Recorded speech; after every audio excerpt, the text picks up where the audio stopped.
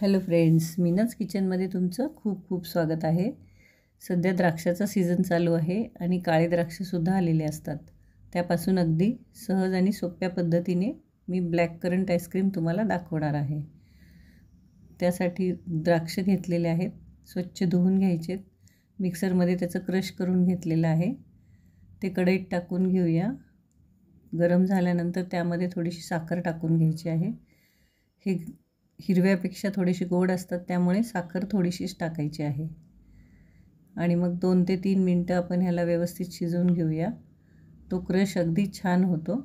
हे असा क्रश तुम्ही बनवून ठेवला तर, हे आता आपण थंड करण्यासाठी ठेवणार आहोत. हे असं बनवून ठेवलं तर ह्यापासून मी तुम्हाला मोदकसुद्धा दाखवलेले आहेत. त्याची लिंक मी तुम्हाला ह्याच्या डिस्क्रिप्शन बॉक्समध्ये देते. आणि वेगवेगळ्या ह्याच्यामध्ये सुद्धा तुम्ही हे क्रश वापरू शकता. तर दूध आटवून घ्यायचं आहे. त्यामध्ये कॉर्नफ्लॉवर वगैरे काहीच नाही टाकायचे. नुसत्या दुधाची चव छान येते. दाटसर एकदम व्यवस्थित झालेलं आहे. आता हे सुद्धा आपण थंड केलेलं आहे. थंड केल्यानंतर त्यामध्ये थोडासा हे जो केलेला आहे द्राक्षाचं क्रश ते आपण टाकून घ्यायचे आणि मिक्सरमध्ये फिरवून घेणार आहोत.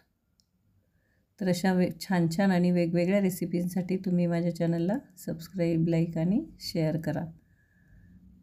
तर हे तुम्ही पाहू शकता, दूध थंड झाल्यानंतर अगदी दाटसर छान झालं होतं. दोन्ही मिश्रण आता आपण हे फ्रीजरला ठेवणार आहोत थंड करण्यासाठी.